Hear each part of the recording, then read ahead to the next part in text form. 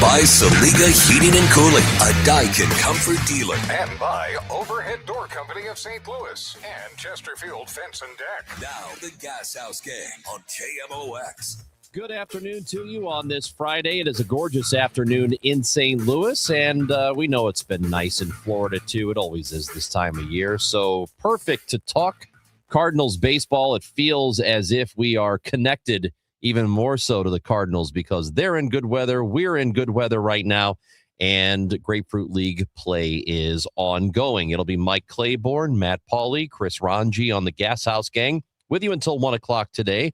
We're going to talk to Nate Green, who oversees the Red Ribbon panel. That is how fans vote for Cardinals Hall of Famers. And we talked about the ballot this week. The nominees, Yachty, Albert, Brian Jordan, George Hendrick are on the ballot for this year. We are also going to, at 12:30, talk with Brian Walton. We will have some Cardinals prospects discussions with him.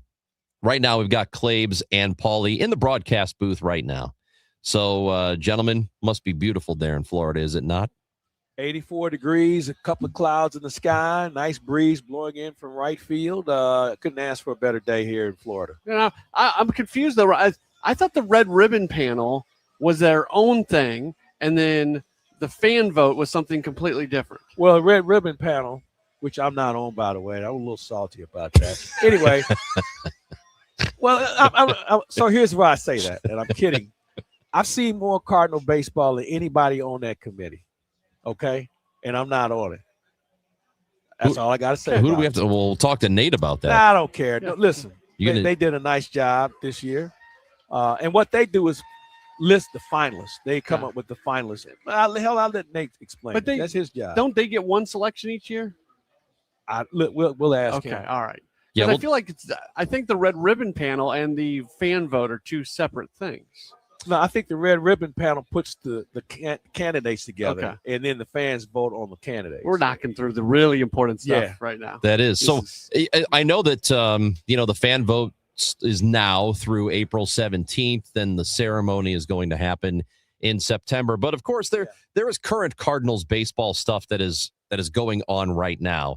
And let's first start with Matthew Liberatore, who is probably going to be the opening day starter, went 3 innings yesterday.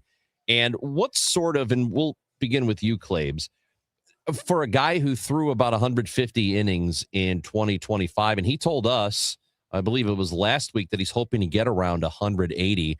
What kind of season do you expect out of him now being built up a little more? I think this is a breakout season for him. And it's interesting. We talk about a guy who threw 150 innings. The Cy Young Award winner threw 199 innings. Okay, so innings doesn't have the impact that it used to with guys that go 300.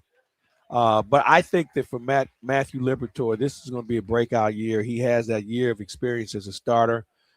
He's developed enough pitches to make him a guy you have to really think about facing. He's got that swagger. Matt, you've seen him pitch as much as I have. I think he's got that swagger now where he feels comfortable in being not only a starter, but being the ace of this staff. Yeah, I think he's taken that on as a responsibility and something he wants. He wants to be the de facto leader of this rotation, and he wants to take what happened last year and build upon it. There's nothing wrong with a guy in his first year as a starter kind of hitting a wall the way he did in the second half of the season, and the Cardinals did the best that they could in terms of pumping the brakes on him a little bit and kind of massaging that out to get him through the end of the season. But I have very high expectations for Libby this season. Second pitch, it hits him. We're doing a little play-by-play here. What's going on the field right now? Well, first batter we see is Carson Benji. He just got hit by a pitch by Quinn Matthews. I guess I'm doing this without the express written consent of the Cardinals. You are. So I don't know if I should give the description of the count of this game because I think it's John and Ricky are like just to our left, and they're over on 11:20 a.m. right now. Yeah. And then we're in this booth. Yeah. So I guess I shouldn't say anything more about it. I mean, because I don't have the express. ESPN does 9 broadcasts of every game that they have now, so we're fine. Yeah. This is like the Peyton Manning cast. It is, yeah. You guys are doing the Manning cast right now. Yeah, and we're watching Juan Soto dig a nice. See, 20 years ago, a guy who dug in that deep, he'd be knocked down on the next pitch. I bet he does. Let us know if he does get knocked down. No, they don't do that anymore. Ron, you're a whole lot less interesting when I'm also watching a baseball game. What do you want me to do, man? I can't help it. I'm over here in St. Louis in the dingy studio. I want to be where you guys are. Thomas Ajaysi got yeah. Well, I can't. Now it's too late. Thomas Ajaysi got to start in center field. Cardinals are trying something out with him. Giving him some reps out there. I know it's just one game, but any thoughts on him playing that position? Well, they want to just see, they want him to make this team and be valuable. I don't know if he has a true position, but just getting some fly balls in the outfield is something they want him to get. And we'll see how that works, especially in a ballpark like this, Matt, where the wind can play real tricks on you, especially at this time of the year. Yeah, he didn't get a single fly ball yesterday in left field. Saw a lot of foul balls, but that was about it. I'm looking at him right now. Goodness, what a good piece of hitting by Juan Soto. I'm looking at JC right now as he's playing in center field, and we'll see if he gets anything.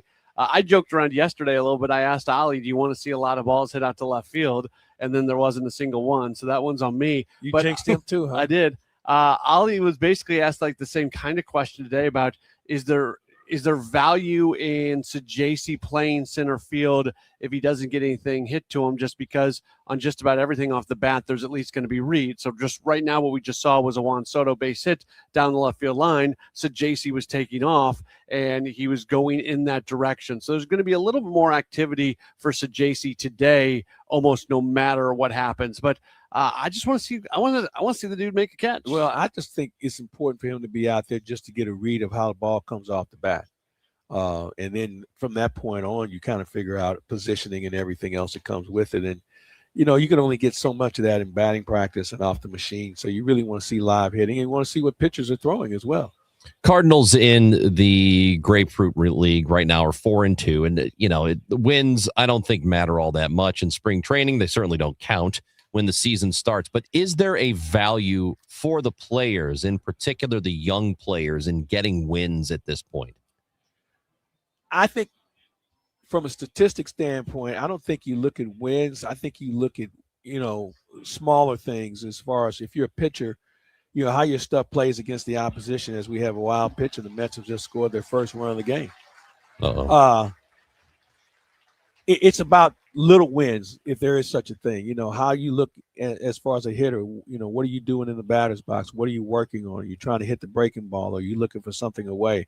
If you're a pitcher, how's a hitter react to your stuff? Is it coming out of your hand the same way? So there's a lot of little things you try and work on. But as far as the bottom line, he got the win today compared to the loss. That really doesn't register to a lot of people here, especially in the first week. That was actually something that was talked about this morning with Ollie about how he views spring training stats. And he looks at more at the information behind the stats. So when we talk about pitchers, what does the pitch shape look like? Is it going where it's supposed to go? If in a small sample size, something random happens where somebody really, really excels or really, really struggles, but the underlying numbers say it shouldn't have played out that way, that's they're going to be more worried about the underlying numbers. And the other thing that's really important here, and that's something that he brought up today, is you got to remember the guys that you're playing against are not game planning for you. No. You're trying to work on your own stuff. So nobody's coming up and seeing Jordan Walker come to the play and say, man, I got to throw low and away sliders because I know this guy can't hit them. Pitchers are coming up and they're saying that I need to work on this stuff. So you really wins and losses, zero value. I mean, half of these games that the Cardinals have won have been tie games late that guys who are going to be playing single A baseball have won. So there's no value in winning there. And then the actual things that the actual stats that occur inside of a game, you really have to take those with a grain of salt. Yeah. And, the other thing that goes into that, and you make a good point, as long as you're not sloppy, if your fundamentals aren't sloppy and you're doing things, that aren't taught, that's when you have a concern. We haven't seen that with this team. Is one thing about the Cardinals and Ollie Marmol and his coaching staff. They are detail driven. They don't overlook anything. And when they go through the drills, if it doesn't look right to them, they'll do it again. And if it doesn't look right then, they'll do it again and again and again until they get it right. And with a team that doesn't score a lot, at least they didn't last year, you can't beat yourself by not executing the fundamentals. Channeling your inner Herb Brooks again. Yeah, again, exactly. again. Claves and We Matt have a Pauley. nice crowd here today. Yeah. Chris. The governor of the state of Florida, Ron DeSantis, he's is there. here. Yeah, he's here. He's the only guy here with a suit on. Yeah, you So guys we've seen Chris Christie you saw and Chris Ron Christie? DeSantis. Yeah. I politicians think love Matt's baseball. gonna go get his autograph here in a minute. Go get it. Well, he's hanging out with his Ivy League brethren. The Witch went to Yale, and Chaim Bloom went to Yale. And I didn't go to Yale. What about you? I did not. Okay. David Stearns, the Mets president David of baseball Stearns, operations, yeah, right he's next a to us. I Yale believe guy. he's he may be a Harvard guy. He's an Yeah. Ivy Leaguer. You got to be an he's Ivy not League really- guy to be a president of baseball operations these days, I think. Or an owner. That's right. Claves and Pauley, they are in Florida where the Cardinals are in the midst of a Grapefruit League game right now. When we come back, we're going to talk to Nate Green, who oversees the Red Ribbon panel. Cardinals have announced their Hall of Fame candidates for the Cardinals Hall of Fame. Yachty and Albert are on the list along with BJ and George Hendricks. So we're going to talk to Nate about the voting process and more. That is coming up next. But have you ever wanted to go to the NBA Finals? Well, this is your opportunity, and it's thanks to FanDuel.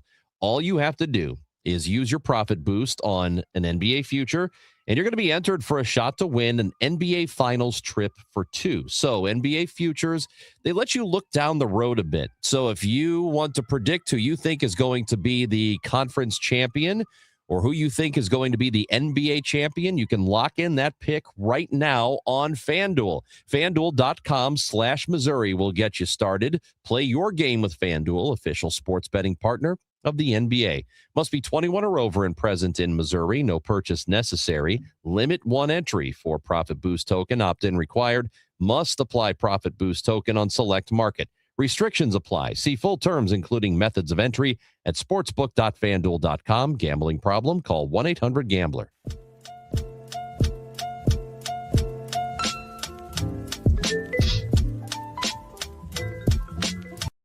Building for their families' memories. Hi, I'm Nick. And I'm Adam. We started Legacy Box to help save your family's most important recorded moments so you don't have to worry. Load Legacy Box with your old movies, film reels, and shoeboxes of photos. We work our digitizing magic, converting those memories right to the cloud so they're safe and accessible forever. It's fast, we always send your originals back, and it's done right here in the USA. Over 1 million families have trusted Legacy Box. Better Homes and Garden, Real Simple, and Inc. magazine are all talking about Legacy Box. New York Times columnist David Pogue says, have them digitized. I wish I'd done it sooner. Take action. Save your family's memories today with Legacy Box. Go to legacybox.com/value to get an incredible 50% off your Legacy Box. That's legacybox.com/value for 50% off while supplies last. legacybox.com/value. When it comes to planning your retirement, there's a lot to think about. Portfolio management, tax planning, and retirement income just to get started. Steve All and his team at the All Financial Group focus on those things and more. Their goal is to help you achieve your goals. Call 636-230-8824 or online, yourmoneymattersstl.com. Investment advisory products and services made available through Impact Partnership Wealth, LLC, IPW, a registered investment advisor. Insurance and annuities offered through Steve All, NPN number 153-07419. When it comes to lighting, Gray Bar goes beyond parts and products. We help contractors turn plans into smart designs, manage kitting and deliverables, and navigate local codes so you can stay on time and on budget. Smart, scalable, job site ready. That's not just lighting. That's like kicking your project into Gray Bar mode. Yep, Gray Bar does that. For residential and commercial heating repairs, service, maintenance, or installation, contact Air Comfort Service Heating, Cooling, and Installation. With over 50 years of HVAC service, get in your comfort zone this winter. Visit aircomfortservice.com. That's aircomfortservice.com. Get ready, St. Louis area. The St. Charles Boat Show is here March 5th through 8th at the St. Charles Convention Center. See the top dealers from the Lake of the Ozarks and climb aboard your next dream boat. New models, great deals, and summer fun starts here. Visit lakeoftheozarksboatdealers.com for details. Yesterday, today, and tomorrow. KMOX, the voice of St. Louis. Gashouse Gang is brought to you by Saliga Heating and Cooling, the Overhead Door Company of St. Louis, and Chesterfield Fence and deck. We've got Matt Pauley and Mike Claiborne in Florida right now, where the Cardinals are playing some baseball. I'm Chris Ranji in the studio downtown here in St. Louis. And we do know that there are 4 candidates for the Cardinals Hall of Fame this season. It was announced this week. Albert Pujols, Yadier Molina, Brian Jordan, and George Hendrick are on the list, and all potential inductees. That will happen in the ceremony in September. The fan voting goes on through April 17th. And to talk about the process with us, we are now joined by Nate Green, who oversees the Red Ribbon panel and is with us now on KMOX. Nate, good afternoon. How are you? Good afternoon. I'm great. Thanks for having me. How are you all doing today? We're doing great. So, I mean, there is so much confusion. We've been talking about these nominees and how the voting works and how many people can get in at once and how the nominees are even decided. Let's start there. How do we determine who is going to be on the ballot? Yeah, so every year we have a red ribbon committee or red ribbon panel. And every year, what's that? Who's on the panel? Yeah. We've got a number of people on the panel. We've got Tom Ackerman from KMOX, Frank Cusimano, Derek Gould, Benjamin Hockman, Randy Carricker, Martin Kilcoyne, Tony La Russa, Bernie Miklasz, Joe Ostermeyer, Rob Raines, Joe Torre, and Brian Walton round out our current Red Ribbon panel. So, large group of people, very well-respected and well-known people within the Cardinal community. We get that group together every year right around winter warm-up, and their job annually is to do 2 things. We convene, we do a presentation of many different players going through stats and discussions and discussions of their playing history. From that, the panel decides and votes on who the veteran selection will be, and they choose that person. It's a secret ballot, so currently they still don't know. But they do a secret ballot and decide who that veteran selection is going to be. And then they also do a secret ballot to put together who the modern player will be, and that becomes the fan vote. So they put together the ballot that gets presented to the fans, which we just sent out, as you said, on Wednesday. Nate, obviously there's a couple very prominent names on this, and not trying to take anything away from George Hendrick and Brian Jordan, who will get into the Cardinal Hall of Fame at some point and are very much deserving. But when you have an Albert Pujols and a Yadier Molina coming up for induction eligibility, is there any talk about maybe doing things a little bit different just because of their stature and the history of the organization? Absolutely. There's been a lot of conversations and communication, around that and surrounding that. The rules to get on a ballot is that you have to be a player for 3 years and be retired for 3 years. So both of these gentlemen that you're speaking of, Pujols and Molina, retired in 2022. So these conversations have been happening since then. We knew when it was coming. The organization reserves the right each year to select 1 or 2 players. We started the Hall of Fame in 2014. We had an inaugural class in 2014 when we opened the current Cardinals Museum. And then at the end of 2014 was the first time that we had our fan vote. From 2014 all the way through 2020, there were 2 players, modern players, put in every year. In 2021, or since 2021, we have only selected 1 player to go in from that fan vote. So, depending on how the fan vote goes this year, who knows? It could be 1 person going in, or it could be 2. Nate Green is with us. He is the overseer of the Red Ribbon panel. We talk about the Cardinals Hall of Fame here. And so, of course, it's perfect to have Albert and Yadier Molina go in, together. And of course, the fans still have to vote for this. Do you think that the ceremony that takes place at Ballpark Village, we were just talking about this yesterday, that maybe at some point it sort of outgrows that space, that so many people might want to come to it? Are there ever any discussions about moving it somewhere larger? It has certainly been discussed. We haven't solidified plans on the induction other than the date. The date will be September 12th. And, as you just said, historically, it's always been at Ballpark Village. It used to always be inside Ballpark Village. The last few years, we've moved it outside, and it's been a fantastic venue outside, and we've been lucky enough with the weather. But, again, depending on how the voting goes this year, there is certainly talk of we have two plans. We have a possibility of in the stadium, and we have a possibility of Ballpark Village, and neither one is solidified at this point. Nate, one of the things I really enjoy about the whole process is when we find out, you mentioned the non-modern era, the when we go back a little bit further in Cardinal history, and it seems like every year there's a name that I'm not super familiar with, and it gives me an opportunity to dive in and learn that much more about Cardinals baseball. For you guys, what is that like for you? Like, we know about Pujols, we know about Molina, we know about Brian Jordan and George Hendrick, but so often you guys get to dig deep on some individuals that are not quite as prevalently known, and I gotta think that's got to be a lot of fun. It is a lot of fun. So that veteran selection, I believe, is what you're referring to. We do an organizational selection as well. There's not a guaranteed organizational selection every year, but there is certainly a veteran selection every year. And that has to be somebody who has been retired for 40 years. So once you hit that 40-year retirement mark, you would move from modern selection availability to that veteran selection availability. It is fun to dig back. A lot of that research has already been done for, the people that are 40 years retired and more. Right now, we kind of look at, okay, who's next? Who's the next person or the next candidate that will be approaching that 40-year?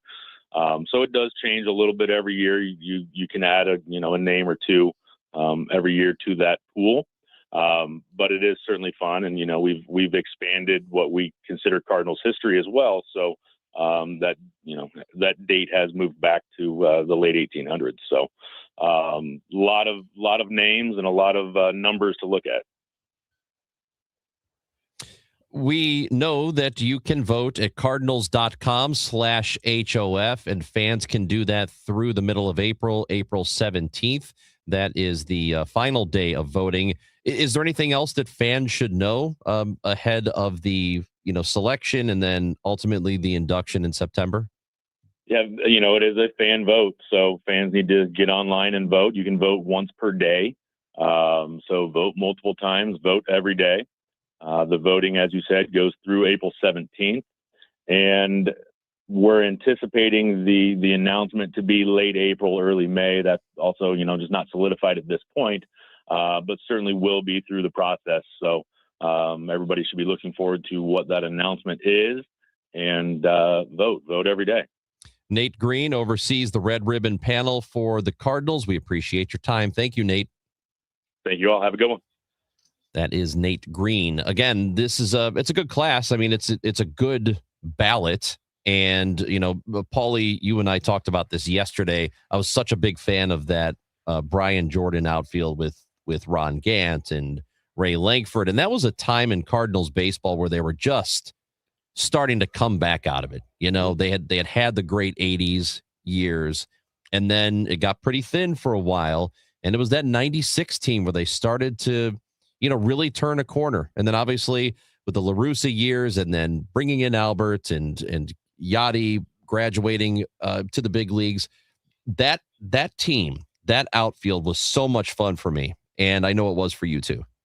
It was. I love that group. I love that team. I say it all the time. That 96 team is the team where I fell in love with baseball and fell in love with the Cardinals.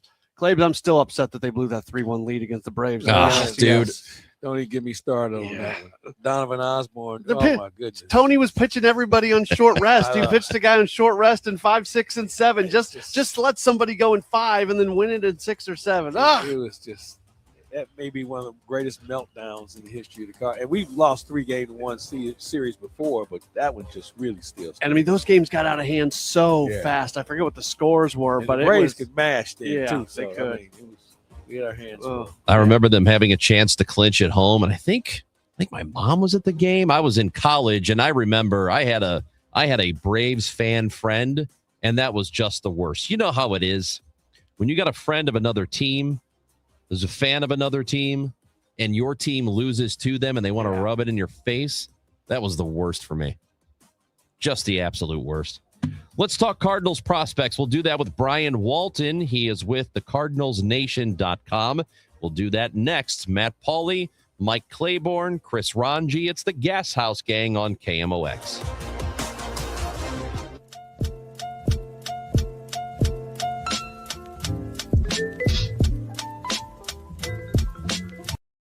I used to go to happy hour almost every night, and I loved it. And I've always thought of my show as being like happy hour. It's always interesting. It's often silly, but not always. You know, there are real things to talk about amongst friends, politics, and personal things. So that's what it is, really. It's happy hour for thousands of us every day between 1 p.m. and 5 p.m., and I hope you'll tune in and join the happy hour. Don't get lulled into believing the IRS is getting soft. It's just the opposite. Hi, this is Lance Drury with the Lance Drury Law Firm. We are being told by IRS collection officers that their higher-ups are demanding that they get more aggressive than ever. So don't ignore them any longer. Level up. If you have unfiled returns, unpaid taxes, levies, or liens, call me, Lance Drury, today and let me get between you and the IRS. I'll protect your rights.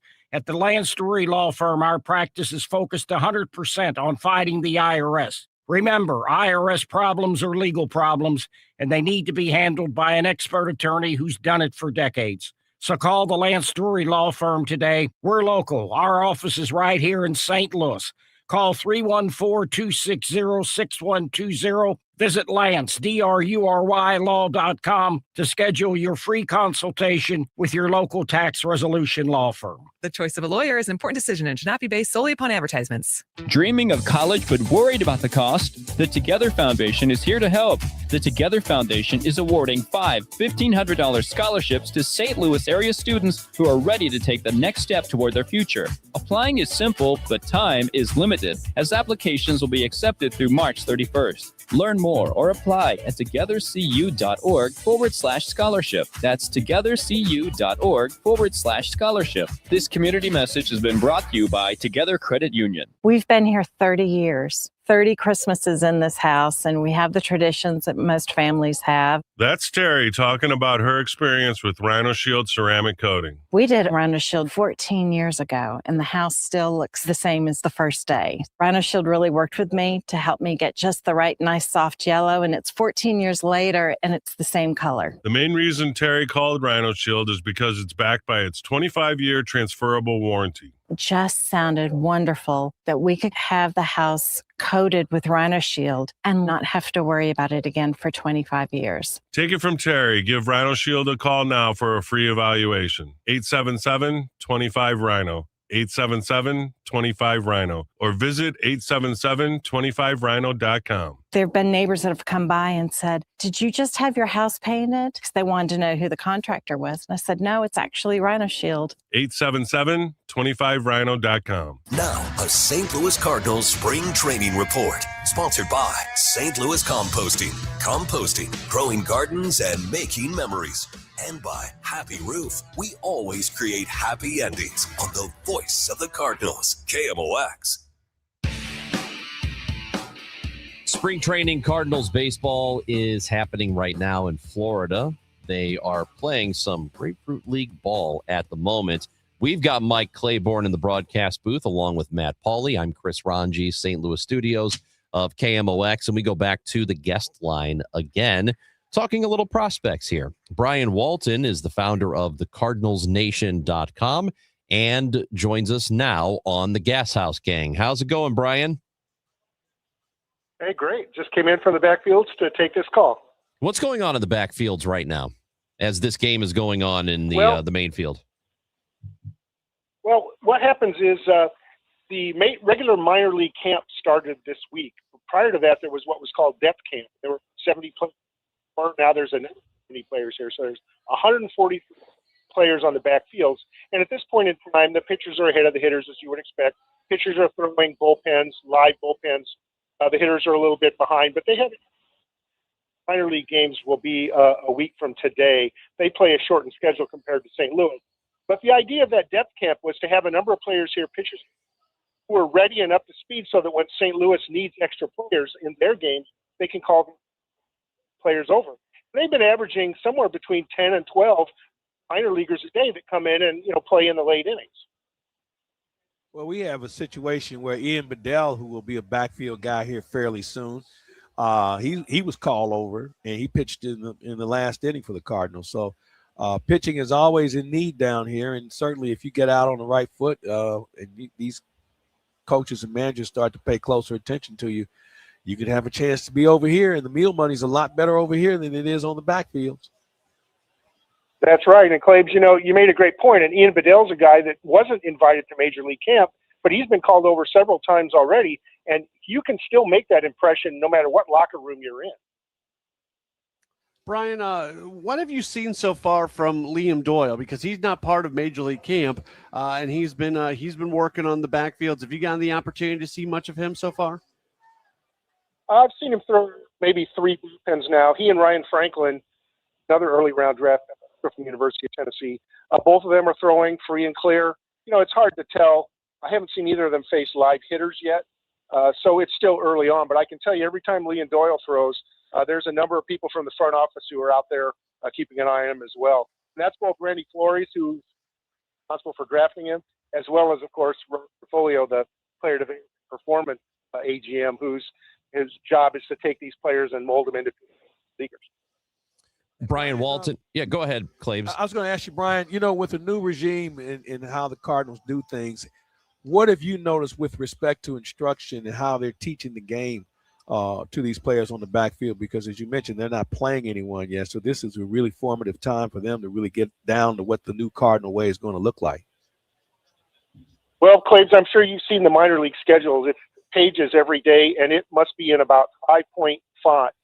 It's hard to read because it is so jammed with tasks that these guys are doing. Every day they put the pitchers, they position players into groups, and every 20 to 40 minutes they're moving from a different station. They might be working on bunting, might be working.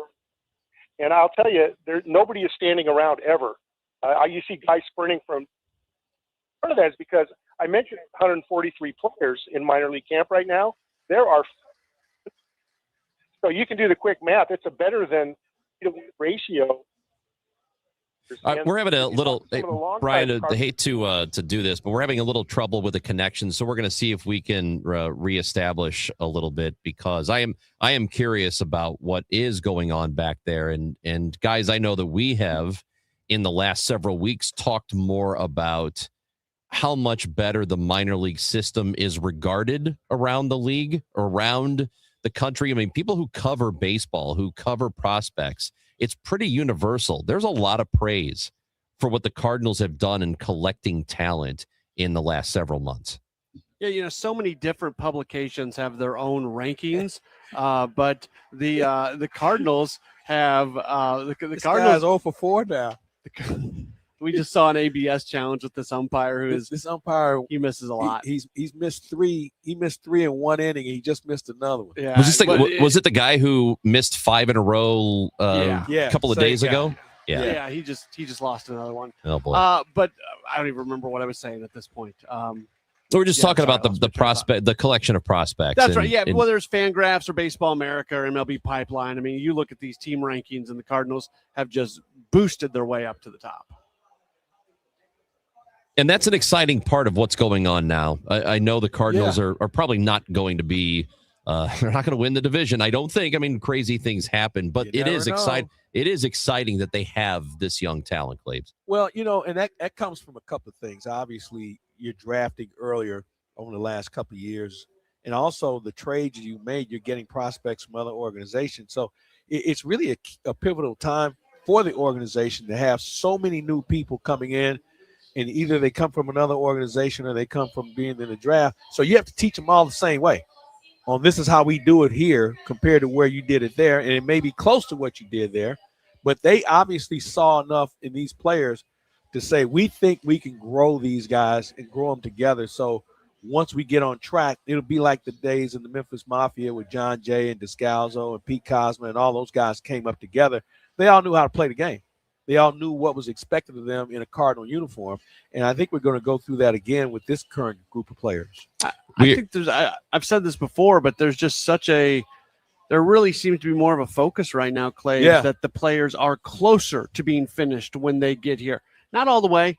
When you've got Oliver Marmol and Stubby Clapp and Pop Warner, and you've got fantastic instructors at the major league level, you want guys to be getting better. But there is also have guys in the minor league level of managers and coaches that are pretty good instructors as well. I think the standard is being raised right now. I agree. On what a Cardinal looks like when they get to the big leagues for the first time. We are going to Brian Walton, I believe, is back with us. We're going to give this a shot again. Hopefully the reception a little bit better. And Brian, we were just talking about is the collection of talent the Cardinals have picked up in the last several weeks and months, and how it seems universal with people who cover this sport and who cover prospects in particular, how well this team has done, the organization has done. And certainly some of the benefit has been through drafting early, of course, to get Liam Doyle and J.J. Weatherholt, who are the top two prospects in the system. But if I look at our top 20 prospects at the Cardinal Nation, 8 of them were not in the organization a year ago. So 8 of the top 20 prospects. So that can tell you some of them, of course, many of them, of course, came in trades, over the winter for Gray and for Wilson Contreras, et cetera. But they've also done well in later rounds in the draft as well. Brian, do you think the Cardinals overall did well? And you even going back to the trade deadline last year when they moved off the relief pitchers and brought in a bunch of guys, and then this offseason with the trades you just mentioned, the Donovan trade, maybe to a lesser extent the Arenado trade, do you feel like the talent that has been infused in the organization just in those trades has been like franchise altering, or is that maybe stating it a little bit too much? I think the trades at the deadline were more not franchise altering. I mean, the guys like Nate Doman, Blake Ida, Mason Molina, those are mid-tier prospects kind of guys. But if you look at Jurangelo St. of course, who's gotten a lot of attention as a switch pitcher, Brandon Clark, the lefty who came over, is injured right now. I mean, those guys are potential top 100 prospects in baseball. So those are the kind of guys that you need to move the needle. I mean, you need to have the troops as well, but you need to have those guys that are, potentially going to step into the front of the rotation and not just have a backup bunch of number 4 or 5 guys. What is the moving forward here? And we know that in terms of pitching, they are looking for hard throwers. It's not unusual. Most teams, that's what they look for. We know the organization, at least at the big league level, has not been especially good with power. They've not hit for power. Is that the kind of thing then they try to draft for that because they know it's been void at the big league level, or is it not the kind of thing that you can, really look down the road at? It's hard, obviously, to draft power, early on, especially when you're looking at young players. But I had a discussion with a front office member about Rainier Rodriguez, who is the 3rd-ranked prospect in the system, a young man who still hasn't really played at high A. And he's not imposing physically, Rainier Rodriguez, 5'9", 209, I think. But he had the power. But when he was being looked at as a teenager overseas, there was concern, where would he play defensively? But the Cardinals looked at his power potential and said, we're going to take a chance on this guy. And it was told to me that in the past, that was a guy they might not have signed. So there is definitely a desire to have more power, coming up through the system. And some of the guys they brought in have that potential, but we'll have to see how it plays out. Brian, we might have a little prospect breaking news for you here, because Quinn Matthews is pitching. He just got hit in the hand, and the training staff is out taking a look at him and testing some things, maybe the forearm, but he seems to be having some issues here at the moment. Well, it looks like he's going to stay in the ball game, though. That's good. That's good. Quinn Matthews had a tough 2025. I think if we'd had this conversation a year ago, I would have said, hey, Quinn Matthews, not Michael McGreevy, was the number 6 starter in waiting. And he had some problems early on and really never got in the groove. Of course, McGreevy came up and pitched well. And Matthews is really here this year to prove himself that he can, in fact, be that next guy to step into St. Louis rotation. So hopefully that injury is going to be a minor one. So we know Weatherholt is in big league camp, and he is very likely to make the team, barring something extraordinary happening. Is there anybody else that you think we really should be paying close attention to that maybe we're not? And I mean somebody who could end up factoring on the big league roster at some point this year. Well, there's a lot of excitement about Joshua Baez, who was had a tremendous standout season at AA. Really turned his career around the year before. He was stuck in A ball and really not doing well. Changed his mental approach, made some tweaks at how he approaches things at the plate. 6'3", 240, can play even all three outfield positions. Has not played a game at AAA yet, however. So Joshua Baez is a guy that's going to get a lot of attention in camp, but he's probably a second half of the season kind of guy. But he's from the position player side is the guy that probably excites me the most. And of course, he's still in Major League camp at this point, but he'll move to minor league camp at some point in time when they start to give more at bats to the regulars, and then they want these guys to continue to play. Brian, another guy who has not yet been above AA is Tink Hintz, and he put on 10, 15 pounds. We saw him pitch the other day, looked good. They redid his delivery. We all know that if they ever could find some way to keep him healthy, the sky is the absolute limit. Have you liked what you've seen from him so far? Well, really, he looks like a very different guy than what we've seen in previous years. Tink Hintz has always had the talent, but, when you go back to that wonderful draft, the Cardinals got Burleson, Walker, Wynn. Hintz was a high schooler just like Walker and Wynn, but, he was derailed by injuries every single year, where those other two guys are established major leaguers. Hintz has still never pitched an inning at AAA. Never pitched an inning at AAA. And so, I think, and he's used now, this will be his second of three allowable option years where a player can go up and down in the minor league. So I think the Cardinals realize, I think, hence they need to get something out of this young man. And the best way maybe if they can keep him healthy as a reliever. I don't think Tink Hintz would break the camp with a major league club, but he's one that if he goes to Memphis and pitches very well, he could easily get in that relief rotation not too far into the season. Yeah, I agree with you, Brian. I think he's a guy, if he can stay healthy and get off to a good start, he might be one of those guys you see late in the year as the Cardinals try and formulate a bullpen beyond what's going to be on the major league roster as we speak. And he might find himself part of that rotation. And I think that's probably the best way to probably develop him at this stage of his career. Yeah, I agree 100%. Touched on another interesting next year. There may be a reluctance to put players on the 40-man roster who don't have to be yet. That's not the case with Hintz. Hintz is already there. But as we look at late in the season, it'll be interesting to see across baseball whether organizations are more hesitant to bring up players, knowing that once they are added to the 40-man roster, they would be on strike or they would be part of a lockout and they wouldn't continue to play. So I think I bring that up more in the context of Joshua Baez. Actually, Baez is on the 40-man as well. But I bring that up in the context of some of these players who might be emerging, and the team will have to decide. The other thing that's interesting is they only can now a couple of players, or they could bring up the whole 40-man roster. So the days of September being a time to see minor leaguers cycle through has kind of left us now.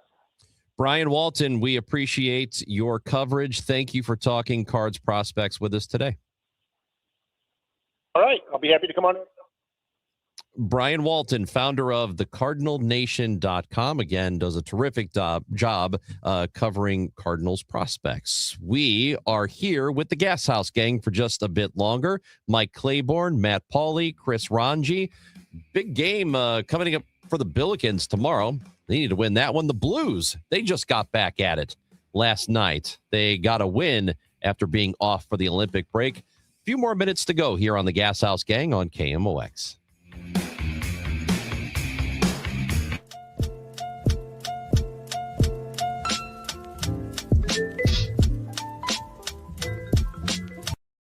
In a new story, there'll be plenty of surprises. Matt Pauley is in Jupiter with inside access to Camp Cardinals. Presented by St. Louis Composting. Composting, growing gardens and making memories. And Happy Roof. We always create happy endings. From breakout performances to roster revelations, get reports throughout the day on the voice of the Cardinals.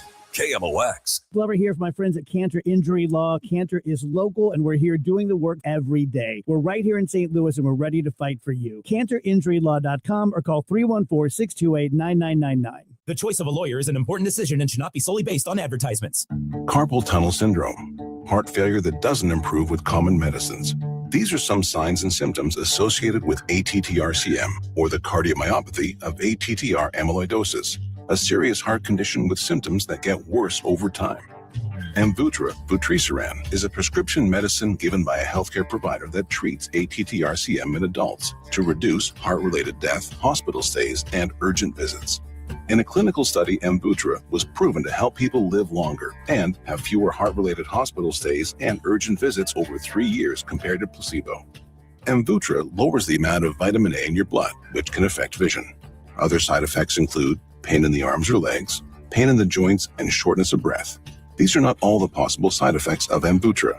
For prescribing information, call 1-833-256-2748 or learn more at amvuttra.com. Ask your doctor about Amvuttra for ATTR-CM. That's the sound of James adding long-lasting Gain scent boosters to his laundry this morning.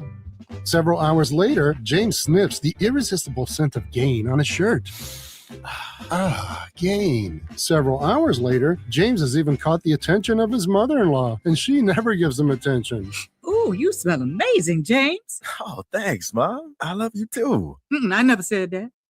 Add Gain scent boosters to your laundry. Add joy to your day. Hola, amigos! Brad Evans here. Check out this booming voice and Pat Boyle on BetMGM tonight, covering the biggest sports stories from coast to coast, live and interactive on the free Odyssey app, discussing NFL offseason news and getting you ready for the madness in college hoops. BetMGM tonight with me, Brad Evans and Pat Boyle, live and interactive, Monday through Friday night, starting at 6 Eastern, presented by BetMGM. Always live on the free Odyssey app and watch on YouTube at BetMGM tonight. Now back to the Gashouse Gang, sponsored by Saliga Heating and Cooling. And by Overhead Door Company of St. Louis and Chesterfield Fence and Deck. On 104.1 FM, KMOX. Claves and Paulie are in Florida, where the Cardinals are playing some Grapefruit League baseball. I'm Chris Ranji in the KMOX studio, downtown St. Louis. And last night in downtown St. Louis, just a couple of blocks from where we are right now, the Blues got back at it after their Olympic break, and a hat trick by Dylan Holloway. So a win over the Kraken. Nice way to start for a season that has been pretty disappointing so far, fellas. Yeah, it has been. And I think the question is, and we've heard this term used here quite a bit over the last couple of weeks with the NBA and now the NHL, tanking. I'm not saying the Blues are tanking, but I think that this is a real time to evaluate just who you are. For what is in front of you. And the reason why I say that is you have a couple of things going on here. The trade deadline is coming up here fairly soon. You have some players that might get you something. I don't know if there's a first round pick in return that you're going to see, but you got to get better as far as importing players because you have too many guys, in my opinion, that are playing out of position when they should probably be playing on a third or fourth line. You have them playing a higher up. And some guys are getting exposed, and we don't have a difference maker on this hockey team. When you look around the good teams, they have a couple of legitimate difference makers when anytime they hit the ice, whether they're defensemen or forwards, you have to pay attention to them. I don't think the Blues have that guy in that situation. They have guys that we thought had potential, hasn't lived up to it. You got to find a star. There's not a star player on this team, and really good teams have multiple They're kind of stars. like the Cardinals right now. They don't have a face either. Yeah, but you know what? The Cardinals have a Gold Glove winner in Mason Wynn. The Cardinals have a Silver Slugger in Alec Burleson. I don't think the Blues have a version of that. Yeah. But I'm saying as far as face of the team, and I say that because they're young. We're seeing guys that are playing for the Blues that have been there for a while, and the expectations have not been anything that close to what we thought. It's so disappointing. They've got to find whether it's going out and they got to stop overpaying for guys who aren't stars. And so do they not give another no trade contract. And so please stop overpaying, and then you'll have money left to maybe go get either via trade or via free agency. Go actually get a legit dude, because hockey players love playing in St. Louis. They'll come. Yeah, I mean, they will look come. at the alumni that have elected to stay in St. Louis and be part of the community. Yeah, you're right about that. And I just think this is a real evaluation period for the Blues on what they actually are going to have to go out and get in the offseason. Because they're going to get a good draft pick. Yeah, second fewest points in the Western Conference right now. So it's not looking particularly good for the Billikens, guys. And I want to finish here. We got just a couple of minutes before we have to say goodbye. Billikens have a really big game tomorrow against Duquesne. They're all big games now. Yeah, 3 games left, 2 more at home. I don't think you can afford to lose 2 more games. You can't afford to lose 1 probably, and you definitely can't afford to lose your 2 games at home. Either of them. So they'll play at Duquesne tomorrow night. We'll have the broadcast 6:45. And for a team that's 25-3, I still think they're in good position if we're talking about tournament at large. But they've made their job a whole lot more difficult by losing the other night to Dayton. Well, the 2 losses to Dayton and Rhode Island are the ones that you just wish you could have back for sure. But I feel like maybe this is a point where Josh shakes it up a little bit from a lineup perspective because they've gotten off to such slow starts. You got to do something to rebuild the momentum that you'd established, and maybe you interject some players. He plays a lot of guys, so they shouldn't be tired, but they've got to do something differently because what they've been doing recently has been just too inconsistent to be able to be in postseason play for a lengthy period of time. This is the cost of being in the Atlantic 10 Conference. There are implications and ramifications to every time you lose. You're a top of the league team in a bigger, better conference. You can lose a few games. It doesn't matter. Yeah, that's right. They're probably not going to play in St. Louis now in the NCAA tournament. That's off the table. And you lose another game or 2, all of a sudden they're a bubble team. So they have to get. They got to find themselves here over these next 2 very, very winnable home games. They are still in good shape. They're 24th in the net, which is an important number. They're 27 or 26 in KenPom, 26 in KenPom. So I know all those numbers are going to be paid attention to. Tomorrow night, 7 o'clock, Duquesne at home. It is the second to last home game for them. It is one of 3 remaining regular season games for the Billikens. And really got to win the next couple for sure. And probably you need to win all 3. We're going to win out. I'm saying it right now. We're going to win all 3 of those games. Got to go get them, man. Guys, enjoy the rest of the baseball game today. Keep us posted if that umpire misses again. We're on it. Right. It'll be breaking news. It's either this guy or what did Bill Clinton say today? Take your pick. Either one.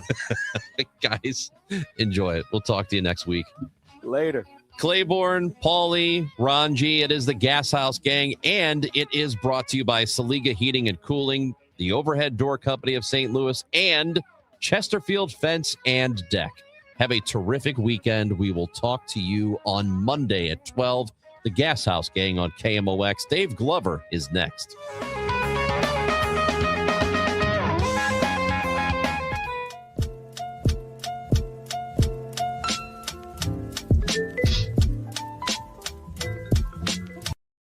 You're stressed about the tests that they